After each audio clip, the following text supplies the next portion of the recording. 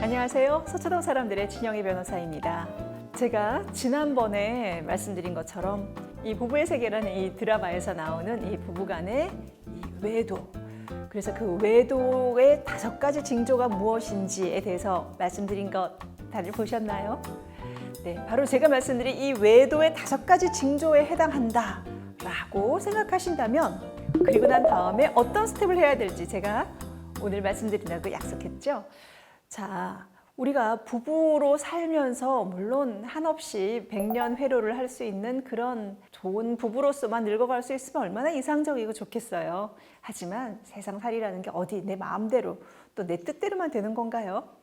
그렇기 때문에 그 수많은 드라마, 소위 말해서 우리가 막장불륜 드라마라고 하는 그 많은 것들이 사실은 현실에서도 일어나는 거 아니겠어요? 지난번 영상에서 말씀드렸던 그 5가지 외도의 징조가 역력하게 있는 상황이라면 그 다음부터는 뭘 해야 될까요? 바로 이혼을 하든 안 하든 내가 그 외도에 대한 증거를 얼마만큼 또 똑똑하고 확실하게 많이 가지고 있느냐가 이 싸움의 주도권을 내가 가질 수 있는 것이기도 합니다. 항상 이혼을 하라는 것이 아니에요. 이혼을 하려고 하든 그렇지 않던 내가 이 상황을 장악을 하고 있으라는 얘기인 건 거죠. 자, 근데 그러려면 어떻게 해야 될까요? 제가 아까 말씀드린 외도의 5가지 징조가 있다면, 그리고 나서 이 부분이 우리가 외도에 대한 증거를 어떻게 수집하느냐인데요. 뭐니 해도 가장 중요한 증거는 요새 내 손안에 다 있어요. 무슨 말이냐? 바로 스마트폰에 있다는 얘기인 건 거죠. 다들 아시겠지만 우리가 모든 일상을 이제는 스마트폰 없이 할 수는 거의 없겠죠.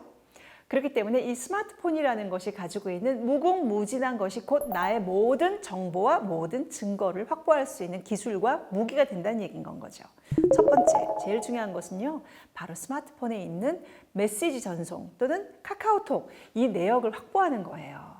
어떤 경우는 자기 남편이나 부인이 지금 외도를 해서 자기 이혼하겠다고 씩씩거리고 오시는데, 나중에 제가 자 그러면 무엇에 대해서 예를 들어서 부인이 가지고 있는 스마트폰을 한번 입수해서 그 내용을 확인해 보셨냐, 또는 그 비밀번호나 이런 것들은 알고 계시냐라고 하시면 전혀 알지 못하고 오시는 분들이 의외로 많습니다.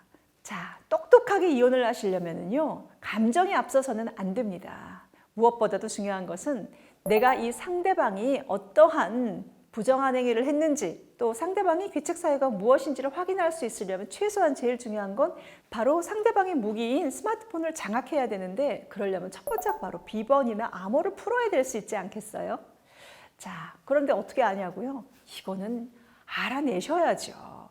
즉, 상대방이 이것을 아주 무심하게 비밀번호가 무엇인지를 그냥 일상생활에서 슬쩍 보시거나 아니면 이 태그가 어떻게 되는지를 보셔서 그 암호를 풀 수 있는 것을 며칠에 걸쳐서라도 눈여겨보시거나 알아내셔야 됩니다. 그 기간 동안에 물론 전혀 내색을 하지 않으셔야 되는 거겠죠? 그렇게 해서 스마트폰의 비밀번호나 또는 이메일 암호, 비밀번호를 찾아내신 다음인 그 다음은 일사천리예요. 그 스마트폰에서 내가 그 사람과 의심이 되는 그런 내용들을 찾아보아야 됩니다. 그리고 그 내용을 본인의 사진기로 다 캡처를 하시거나 찍어 놓으세요.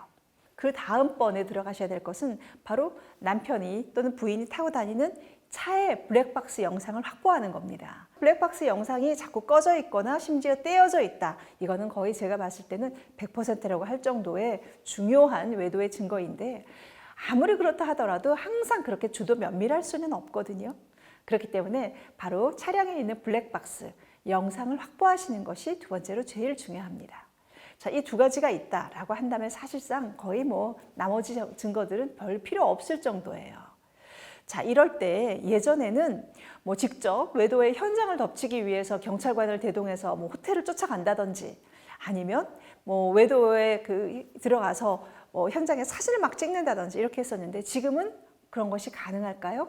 거의 불가능합니다. 왜냐하면 첫 번째로는 경찰이 움직여주질 않아요. 왜냐하면 간통죄가 없어졌거든요. 그렇기 때문에 이제는 본인이 혼자 들어가야 되는데, 호텔이나 또는 그런 숙박업소들은 그런 자체를 어쨌든 간에 무슨 일이 벌어지든 간에 자신들은 알 바가 아니기 때문에 그런 경우 자칫하면 오히려 무단 침입으로 신고가 들어갈 수 있어서 처벌을 받을 수도 있습니다. 그러니까 그렇게 하시면 안 되는 거예요. 그리고 그렇게 하실 필요도 사실은 없고요. 그리고 또 한 가지, 흥신소를 알아보시겠다는 분들도 굉장히 많아요. 소위 심부름센터 같은 데인 건 거죠. 그런데 저는 이거 절대 권해드리지 않습니다. 왜냐하면 이 흥신소나 심부름센터들이 사실은 불법이에요. 한마디로 이런 것을 잘못했다가는 돈만 날리고 내가 오히려 처벌을 받게 되는 경우들도 왕왕 있어요. 그러니까요, 이런 흥신소나 심부름센터 이런 사람들 믿지 마세요.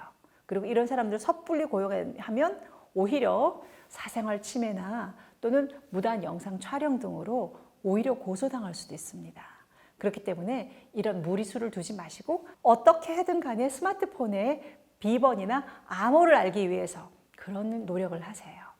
그리고 이와 동시에 남편이나 부인이 도대체 무슨 재산을 가지고 있는지 이거를 확보하시는 게 가장 중요합니다. 결국은 이혼을 한다 하더라도 내가 땡전 한 푼 그 사람한테 화풀이만 하고 끝낼 건 아니잖아요. 의외로 많은 분들이 자기 배우자가 가지고 있는 재산을 제대로 알지 못합니다. 이런 것들을 전혀 알지 못하고 그냥 감정적으로만 치달아서 또는 너무 화가 나서 이혼하겠다고 쫓아오시는 경우, 이런 경우는 저는 절대적으로 승산이 있다고 생각하지 않아요. 다시 한번 말씀드릴게요. 반드시 먼저 하셔야 되는 것이 스마트폰의 암호와 비번 알아내기, 그리고 이메일의 암호와 비번 알아내기, 그리고 두 번째로는 이 사람이 가지고 있는 재산이 무엇인지 평소에 확인해 놓고 알아두기.